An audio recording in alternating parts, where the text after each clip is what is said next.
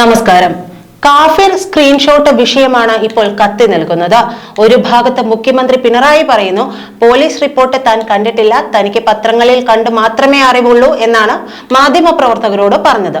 അതൊരു തരത്തിൽ പിണറായിക്ക് ഈ വിഷയത്തിൽ കൈയില്ല എന്നും താൻ ഇതൊന്നും ശ്രദ്ധിക്കുന്നില്ല എന്നുമൊക്കെ വരുത്തി തീർക്കാൻ പറഞ്ഞതായി മാത്രമേ കേരളം വിലയിരുത്തൂ.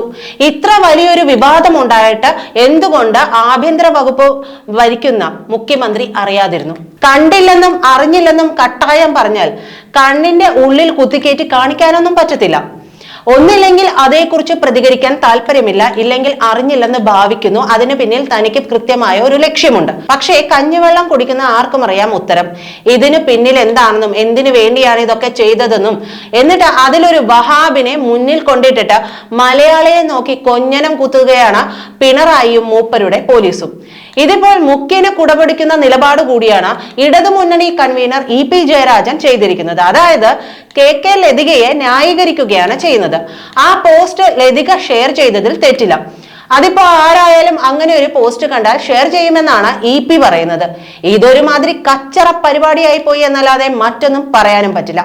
ഒന്നാമത് ഈ പോസ്റ്റ് CPM കാരല്ലാതെ മറ്റാരും ഷെയർ ചെയ്തിട്ടില്ല. ഇതിൽ നിന്ന് തന്നെ അതിന്റെ ഉത്ഭവ കേന്ദ്രം ആരെന്നൊക്കെ വ്യക്തമാണ്. അത് തിരിഞ്ഞു പോകുന്നത് കൊണ്ടാണ് ലതിക വരെ എത്തുന്നതിന് മുമ്പേ ഇത് വഹാബിലെത്തി നിന്നു പോയത്. അത് തിരിഞ്ഞു പോയ പോലീസാണ് അതിനു പകരം വഹാബിനെ മുന്നിൽ കൊണ്ട് നിർത്തിയിരിക്കുന്നതും. അതായത് വഹാബിൽ നിന്ന് ഇനി മറ്റാരിലേക്കും ഈ അന്വേഷണം പോകില്ല.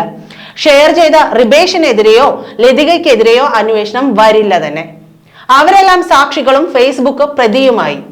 അങ്ങനെ ഒരു ചരിത്ര സംഭവമായ പ്രശ്നത്തിലാണ് ലതികയെ ഇ.പി. ജയരാജൻ പിന്തുണച്ചിരിക്കുന്നത് എന്നതും ഓർക്കണം. ഫലത്തിൽ ആ പോസ്റ്റ് വേണേൽ ഇ.പിയും ഷെയർ ചെയ്തേനെ എന്നാണ് പറയുന്നത്.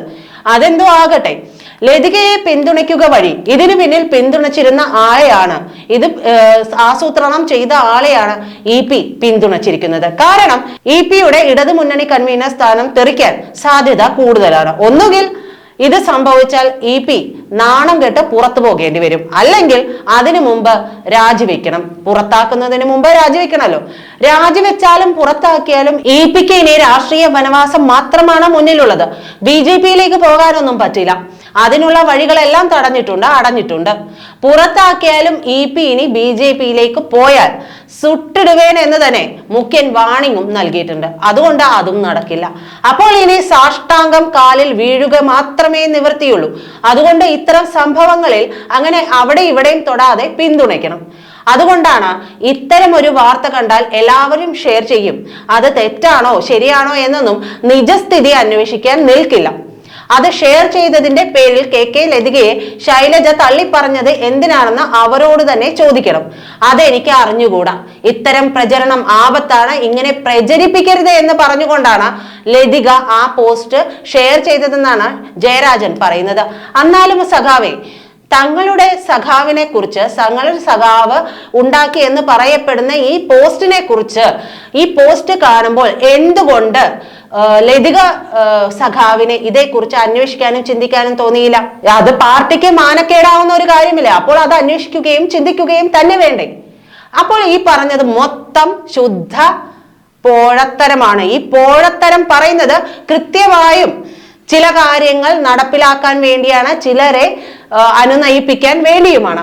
അതായത് വയറ്റിപ്പിഴപ്പ് ഇല്ലാതാകുമ്പോഴുള്ള വിഷമം ആരോടും പറഞ്ഞു തരേണ്ട ആവശ്യമൊന്നുമില്ല. അതാണ് ഇപ്പോൾ ഇ.പി. ലതികയുടെ കാലിൽ സാഷ്ടാംഗം വീഴാനുള്ള കാരണവും. നന്ദി.